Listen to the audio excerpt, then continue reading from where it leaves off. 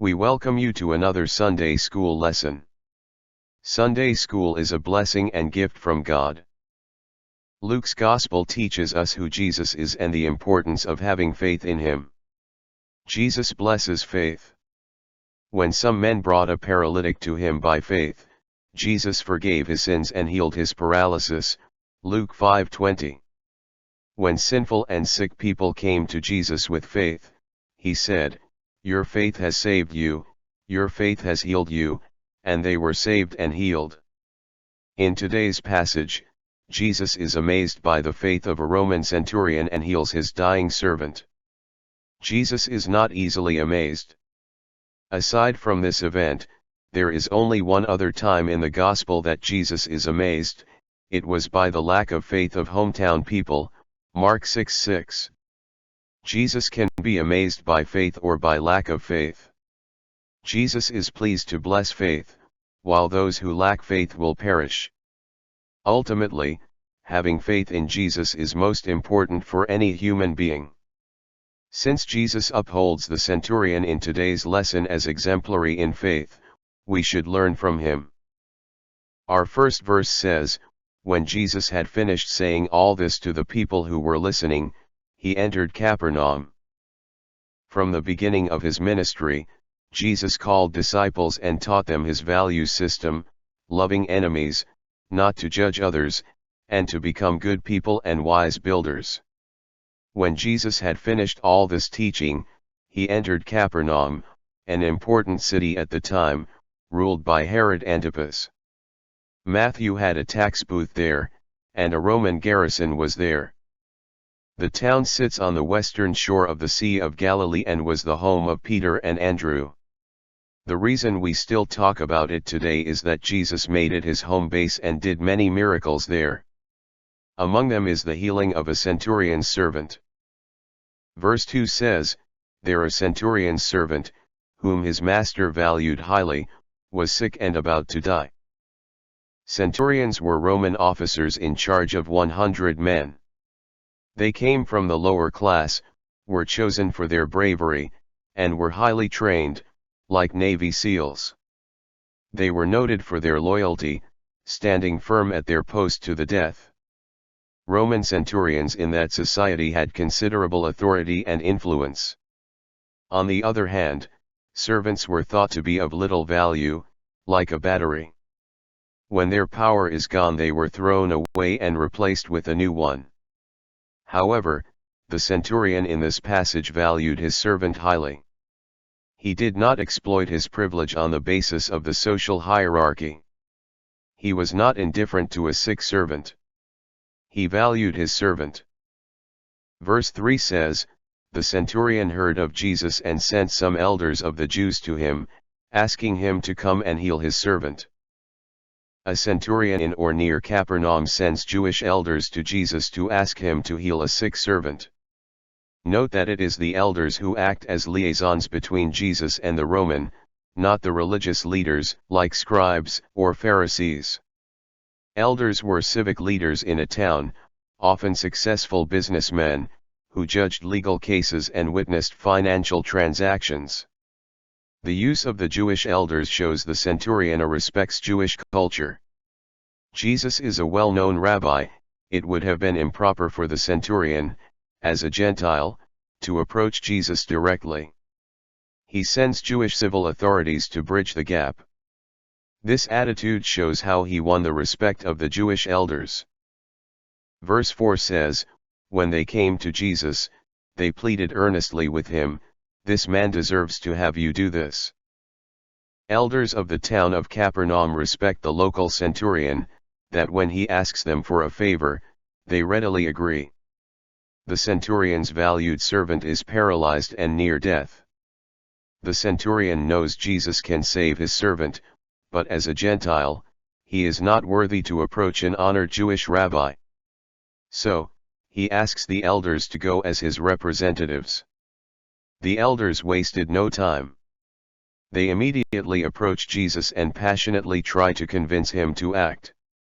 For the good the centurion has done for the community, they believe he deserves this request. Verse 5 says, because he loves our nation and has built our synagogue." They regarded the centurion as deserving of Jesus' favor. They trusted that the centurion genuinely loved their nation. This kind of trust does not develop quickly or easily. It comes over time as the fruit of sacrifice, and it is tested through trials.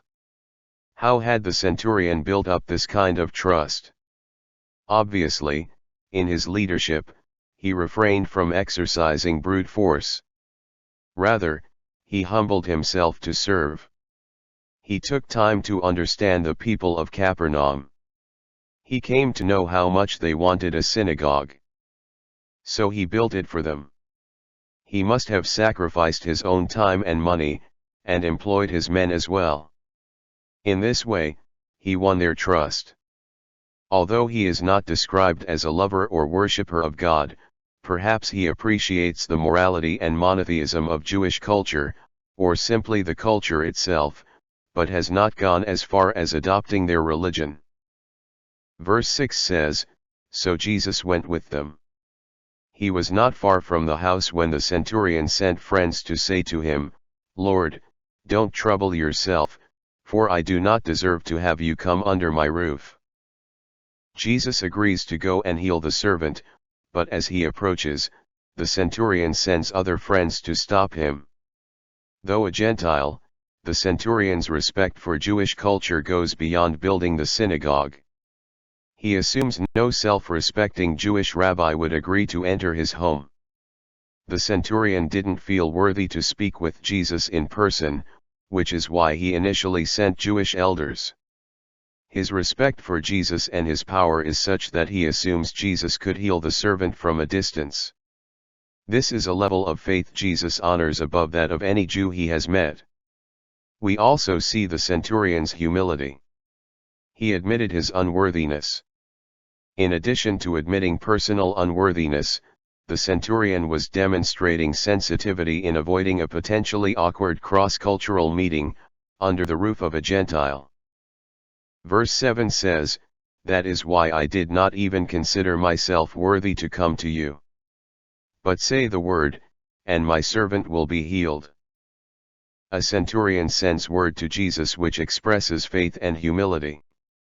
The centurion doesn't believe he is worthy to show hospitality to a Jewish rabbi who has proven to be so holy. The man assumes Jesus is powerful enough to heal his dying servant, without entering his house. He believed that Jesus' words have great power. This is true. Jesus' words transcend time and space. Jesus' words drive out demons, heal any kind of sickness, and even give life to the dead. At one word of Jesus, his dying servant would be healed completely. Jesus' word has absolute authority. How could the centurion understand this? Jesus responds with marvel, that this Gentile expresses more faith than any Jew he has ever met. Verse 8 says, "For I myself am a man under authority, with soldiers under me. I tell this one, 'Go,' and he goes, and that one, 'Come,' and he comes. I say to my servant, 'Do this,' and he does it." The centurion understood the authority of Jesus' word through his army training. In the army he had learned how to submit to authority and to exercise authority. A commander's words, even if they seem unreasonable, must be obeyed as a matter of life and death, no excuses and no delay. The centurion applied this understanding of authority to Jesus as the supreme commander. So he could say, "Just say the word and my servant will be healed." The centurion assumes Jesus works under the same pattern. Jesus represents God, what God tells him to do, he does. And Jesus apparently has authority over illness, as he has healed many people.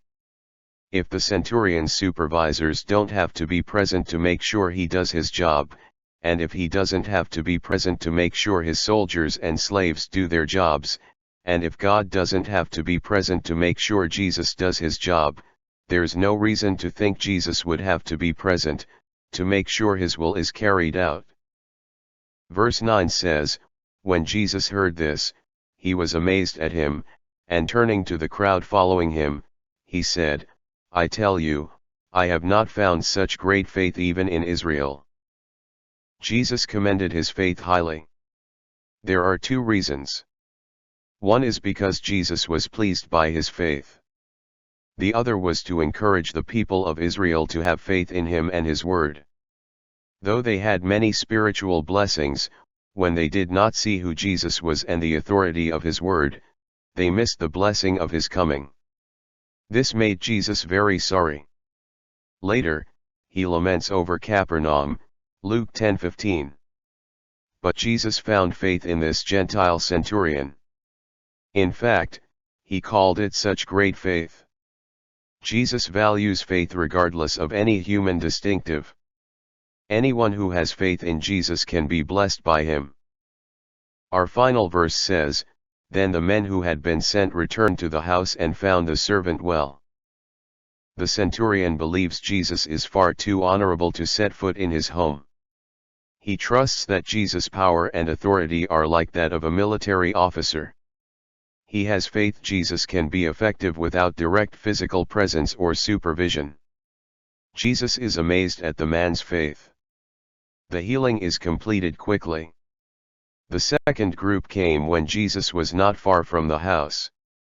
Jesus doesn't always heal immediately, but when he heals remotely, he seems to do so in a way that leaves no question that it was he.